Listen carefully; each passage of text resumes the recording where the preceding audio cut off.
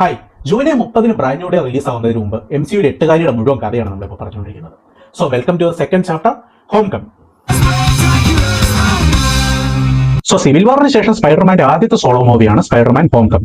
ഇതിന് നമ്മൾ കാണുന്നത് ന്യൂയോർക്കിലെ ക്വീൻസ് എന്ന് പറയുന്ന ഏരിയയിൽ സ്ഥിരം പോലെ തന്നെ പട്ടിണിയിലും ദാരിദ്ര്യത്തിലൊക്കെ ആന്റിയുടെ കൂടെ ഒരു അപ്പാർട്ട്മെന്റിൽ താമസിക്കുന്ന സ്പൈഡർമാനെയാണ്. സാധാരണ സിനിമകളിൽ കാണുന്ന 8 കാലി കടിച്ച് പവർ കിട്ടുന്നതും അതുപോലെ തന്നെ അങ്കിൾ ബെന്നിന്റെ ഡെത്ത് ഒന്നും ഈ സിനിമയെ കാണിച്ചിട്ടില്ല.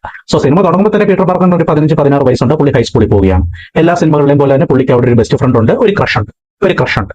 സോ അങ്ങനെ പുള്ളി ക്രഷിനോട് കാര്യങ്ങളൊക്കെ തുറന്നു പറയാൻ ശ്രമിച്ചുകൊണ്ടും അതുപോലെ തന്നെ ഫ്രണ്ട്ലി നെയ്ബർഹുഡ് സ്പൈഡർമാനായിട്ട് ചെറിയ രക്ഷാപ്രവർത്തനങ്ങളൊക്കെ നടത്തി ന്യൂയോർക്കിൽ ശാന്തമായിട്ട് ജീവിക്കുകയാണ്. അങ്ങനെ ന്യൂയോർക്കിലൂടെ നടക്കുന്ന സമയത്താണ് ഒരു ATM റോബറി എന്ന ഗ്യാങ്ങിനെ സ്പൈഡർമാൻ കാണുന്നത്. സാധാരണ പോലെ അവരെ തടയാൻ ശ്രമിച്ചെങ്കിലും അവരുടെ അടുത്ത് വളരെ വലിയൊരു അടി സ്പൈഡർമാന് കിട്ടി.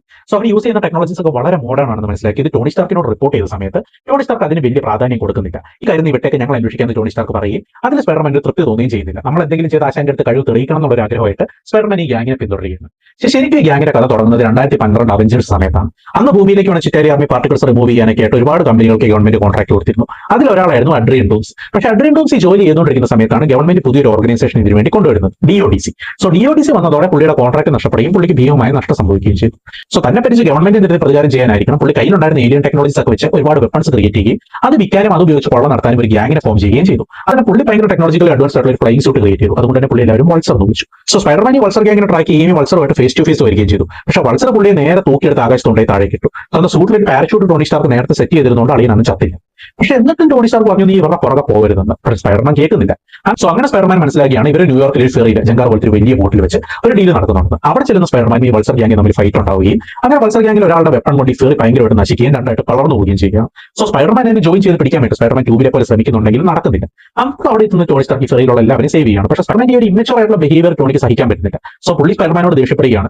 എപ്പോഴും എല്ലാവരോടും ഇങ്ങനെ കരുണയും കാണിക്കാൻ പുള്ളി ടോണി അച്ചായനൊന്നുമില്ല, ടോണി സ്റ്റാർക്കല്ലേ. സോ പുള്ളി പറയുവാണ് എന്റെ സൂട്ടിൽ നിന്ന് തിരിച്ചു വന്നിട്ട് നീ പൊക്കോളാൻ. സ്പൈഡർമാൻ അത് വളരെ വിഷമമായെങ്കിലും സൂട്ട് കൊടുത്തിട്ട് പുള്ളി പോയിരിക്കുകയാണ്. പക്ഷെ അന്ന് തിരിച്ചു സ്പൈഡർമാനെ സ്വന്തം ക്രഷ് ലിസ് എന്ന് പറയുന്ന ക്രഷ് സ്വന്തം വീട്ടിലേക്ക് ഇൻവൈറ്റ് ചെയ്യുകയും അവിടെ വെച്ച് അവരുടെ അച്ഛനെ കാണാൻ സ്പൈഡർമാനെ മനസ്സിലാക്കുകയാണ് നമ്മൾ ഇത്ര നാൾ അന്വേഷിച്ചുകൊണ്ടിരുന്ന വൾസർ ഇയാളാണെന്ന്. വൾസറിന് സ്പൈഡർമാനാണെന്ന് മനസ്സിലായിട്ടുണ്ട്. ഇവർ തമ്മിലൊരു കോൺവെർസേഷൻ നടക്കുകയും വൾസർ എന്റെ കാര്യത്തിൽ ഇടപെടുന്നു പറഞ്ഞ് സ്പൈഡർമാനെ ഭീഷണിപ്പെടുത്തുകയും ചെയ്യുകയാണ്. ഇതേ സമയത്താണ് അവഞ്ചേഴ്സ് ടവറിന്റെ വാസ്തു പോരാന്ന് പറഞ്ഞുകൊണ്ട് അതിലുള്ള സാധനങ്ങളൊക്കെ കെട്ടിപ്പറക്കി പുതിയ സ്ഥലത്തേക്ക് മാറ്റാനായിട്ട് ടോണി സ്റ്റാർക്ക് ഒരു പ്ലെയിൻ അയക്കുന്നത്. സോ വൾസറിന്റെ പ്ലാൻ ഈ പ്ലെയിൻ ഹൈജാക്ക് ചെയ്തതിലുള്ള ടെക്നോളജീസ് എടുത്ത് കൂടുതൽ വെപ്പൺസ് ഉണ്ടാക്കുക എന്നുള്ളതാണ്. സോ സ്പൈഡർമാൻ ഇപ്പോൾ 2 ഓപ്ഷൻ ഉണ്ട്, ഒന്നെങ്കിൽ ഗേൾഫ്രണ്ടിന്റെ കൂടെ ഡേറ്റിംഗിന് പോകാം അല്ലെങ്കിൽ വൾസറിനെ സ്റ്റോപ്പ് ചെയ്യാം. പക്ഷേ അവിടെയാണ് സ്പൈഡർമാൻ ആവുന്നത്. പുള്ളി ഒരു ടെക്നോളജിക്കൽ സപ്പോർട്ടും ഇല്ലാണ്ട് ഹോം മെയ്ഡ് വെബ് ഷൂട്ടേഴ്സ് വെച്ച് ഈ വൾസറുമായിട്ട് ആകാശത്ത് പ്ലെയിനിന് മോഡി ഫൈറ്റ് ചെയ്യുകയും സ്വന്തം ജീവൻ പണയം വെച്ച് ടോണി സ്റ്റാർക്കിന്റെ ടെക്നോളജീസ് രക്ഷിക്കുകയും വൾസറിനെ ഡിഫീറ്റ് ചെയ്യുകയും ചെയ്യും. സോ അങ്ങനെ ടോണി സ്റ്റാർക്കിനൊക്കെ മനസ്സിലാവുകയാണ് സ്പൈഡർമാൻ അത്യാവശ്യം കഴിവുള്ള പയ്യനാണ്, അവനൊരു ഗൈഡൻസ് മതി എന്നുള്ളത്. അതുപോലെ തന്നെ വൾസർ ജയിലിലാവുകയും ചെയ്യുന്നു. സ്വന്തം അച്ഛനെ ജയിലിലാക്കിയവനെ പ്രേമിക്കാൻ ഇവിടെ തെലുങ്ക് പടത്തിലെ നായികയൊന്നും അല്ലാത്തതുകൊണ്ട് തന്നെ സ്പൈഡർമാനോട് ഒരു ബൈ പറഞ്ഞ് ആ കൊച്ചു പോവുകയാണ്. അങ്ങനെ ജീവിതമൊക്കെ സുരക്ഷിതമായിട്ടിരിക്കുന്നു എന്ന് തോന്നുന്ന സമയത്താണ് അങ്ങ് ആകാശത്ത് നിന്ന് നമ്മുടെ സ്പൈഡർമാൻ വള്ളി വരും.